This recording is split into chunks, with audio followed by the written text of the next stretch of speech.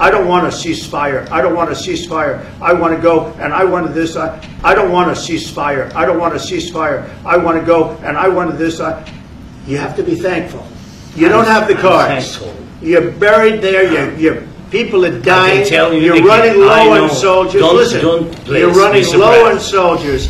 It would be a damn good thing. And then you tell us, I don't want a ceasefire. I don't want a ceasefire. I want to go and I want this. Look. If you could get a ceasefire right now, I tell you, you take it so the bullets stop flying and your men stop getting killed. Vision Hot and Cool AC 4-way solenoid valve technology te heating or cooling দুই মোডেই কাজ করে সমানভাবে Vision Hot and Cool AC. The United States of America and for the good of the world. I'm aligned with the world and I want to get this thing over with. You see the hatred he's got for Putin. It's very tough for me to make a deal with that kind of hate. He's got tremendous hatred. And I understand that, but I can tell you the other side isn't exactly in love with, him either. So it's not a question of alignment. I'm aligned with the world. I want to get the thing set. I'm aligned with Europe. I want to see if we can get this thing done. You want me to be tough? I can be tougher than any human being you've ever seen. I'd be so tough. But you're never going to get a deal that way, so that's the way it goes. All right, one more question. Hey, I want to respond to this. So look, for 4 years in the United States of America, we had a president who stood up at press conferences and talked tough about Vladimir Putin, and then Putin invaded Ukraine and destroyed a significant chunk of the country. The path to peace and the path to prosperity is maybe engaging in diplomacy. We tried the pathway of Joe Biden of thumping our chest and pretending that the President of the United States' words mattered more than the President of the United States' actions. What makes America a good country is America engaging in diplomacy. That's what President Trump is doing. Can I ask you? Sure. Yeah? Yeah. Okay. So he occupied our parts, big parts of Ukraine, part of East and Crimea. So he occupied it on 2014. So during a lot of years, so I'm not speaking about just Biden, but those time was Obama, then President Obama, then President Trump, then President Biden, now President Trump, and God bless, now President Trump will stop him.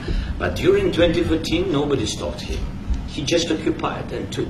He killed people. You know what the contact 2015. 2014 and 2014. 2014? Yeah. So I was not here. Yeah, but that's exactly right. Yes, but during 2014 till 2022, the situation is the same. The people have been dying on the contact line. Nobody stopped him. You know that we had conversations with him, a lot of conversations, my bilateral conversation, and we signed with him, me, like a new president. In 2019, I signed with him the deal. I signed with him, Macron and Merkel, we signed ceasefire. Ceasefire. All of them told me that he will never go. We signed with him with gas contract. Gas contract. Yes, but after that, he broken the ceasefire. He killed our people and he didn't exchange prisoners. We signed the exchange of prisoners, but he didn't do it. What kind of diplomacy, JD, you are speaking about? What do you mean? I'm talking about the kind of diplomacy that's going to end the destruction of your country. Yes, but if you Mr. President, with respect, I think it's disrespectful for you to come into the Oval Office and try to litigate this in front of the American media. Right now, you guys are going around and forcing conscripts to the front lines because you have manpower problems. You should be thanking the President for trying to bring it into this conflict. Have you ever been to Ukraine that you say what problems we have? I have been to. Come once. I've actually watched and seen the stories, and I know what happens is you bring people, you bring them on a propaganda tour, Mr. President. Do you disagree that you've had problems? What? Bringing people into your military? We have problems. And do you think that it's respectful to come to the Oval Office of the United States of America and attack the administration that is trying to prevent the destruction of your country? A lot of questions. Let's start from the beginning. Sure. First of all, during the war, everybody has problems. Even you, but you have nice ocean and don't feel now, but you will feel it in the future. God bless. You don't know that. God bless. God bless. You will not have a war. Don't tell us what we're going to feel. We're trying to solve a problem. Don't tell us what we're going to feel. I'm not telling you. Because you're in no position to dictate that. That's exactly what you're doing. You're in no position to dictate what we're going to feel.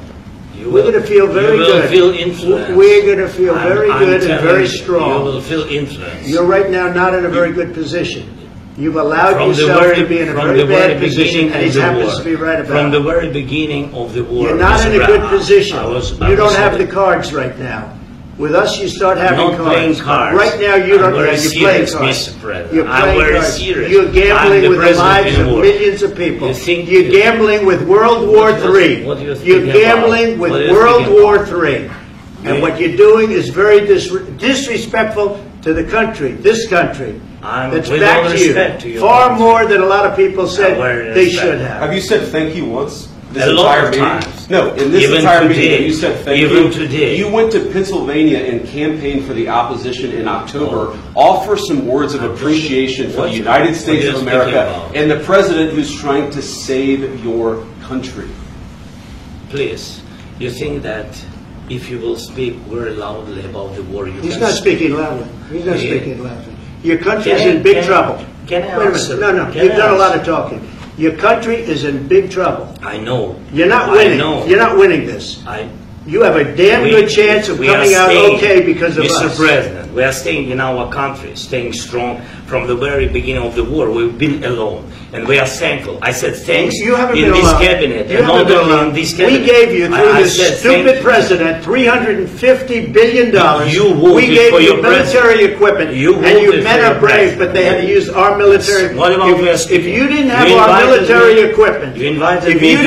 our military equipment, this war would have been over in 2 weeks. In 3 days, I heard it from Putin. In 3 days. This is something maybe new. Less. In 2 weeks, of course, yes. It's going to be a very hard thing to do business like this. Again, just say thank you. I said a lot of times to American people. Accept that there are disagreements, and let's go litigate those disagreements rather than trying to fight it out in the American media when you're wrong.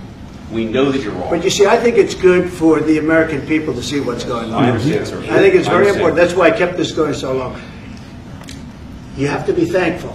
You don't have the cards. You're buried there. Your people are dying. You're running low on soldiers. Listen, you're running low on soldiers. It would be a damn good thing. And then you tell us, I don't want a ceasefire. I don't want a ceasefire. I want to go, and I want this. Look. If you could get a ceasefire right now, I tell you, you take it so the bullets stop flying and your men stop getting killed. Of course, we want to stop the war. But you're saying you don't want a ceasefire. But I said to you, I want a ceasefire. With guarantees. Because you'll get a ceasefire faster than an agreement. Ask our people about ceasefire, what they think. That wasn't with me. That wasn't with me. That was with a guy named Biden, who was not a smart person. That was with Obama. It was your president. Excuse me. That was with Obama, who gave you sheets, and I gave you javelins. Yes. I gave you the javelins to take out all those tanks. Obama gave you sheets. In fact, the statement is, Obama gave sheets and Trump gave javelins. You got to be more thankful, because let me tell you, you don't have the cards. With us, you have the cards. But without us, you don't have any cards. One more question to Mr. Vice President. I'm sorry. It's going to be a tough deal to make, because the attitudes have to change. What if Russia breaks ceasefire? What if Russia breaks peace talks? What do you do then? I understand that it's a heated conversation right now. What are you saying? She's asking, what if Russia breaks the ceasefire? What if anything? What if a bomb drops on your head right now? Okay? What if they broke it? I don't know. They broke it with Biden because Biden, they didn't respect him. They didn't respect Obama. They respect me. Let me tell you, Putin went through a hell of a lot with me. He went through a phony witch hunt where they used him and Russia. Russia. You ever hear of that deal? That was a phony Hunter Biden, Joe Biden scam. Hillary Clinton, Shifty Adam Schiff. It was a Democrat scam. And he had to go through that. And he did go through it. We didn't end up in a war. And he went through it. He was accused of all that stuff. He had nothing to do with it. It came out of Hunter Biden's bathroom. It came out of Hunter Biden's bedroom. It was disgusting. And then they said, oh, the laptop from hell was made by Russia. the 51 agents. The whole thing was a scam, and he had to put up with that. He was being accused of all that stuff. All I can say is this. He might have broken deals with Obama and Bush, and he might have broken them with Biden. He did, maybe. Maybe he didn't. I don't know what happened. But he didn't break them with me. He wants to make a deal. I don't know if you can make a deal. The problem is, I've empowered you to be a tough guy. And I don't think you'd be a tough guy without the United States. And your people are very brave. But you're either going to make a deal or we're out. And if we're out, you'll fight it out. I don't think it's going to be pretty, but you'll fight it out. But you don't have the cards. But once we sign that deal, you're in a much better position. But you're not acting at all thankful. And that's not a nice thing. I'll be honest, that's not a nice thing. All right, I think we've seen enough. What do you think? What's this negotiation? This is going to be great television, I will say that. All right. We'll see what we can do about putting it together. Thank you, sir. I know this is an idea. Gotta come up. And I need the back of the chair. We'll see, I don't know. All right, guys, come on. Hey, come on, let's go. Guys, come on, let's move. If we could break down this tripod, please.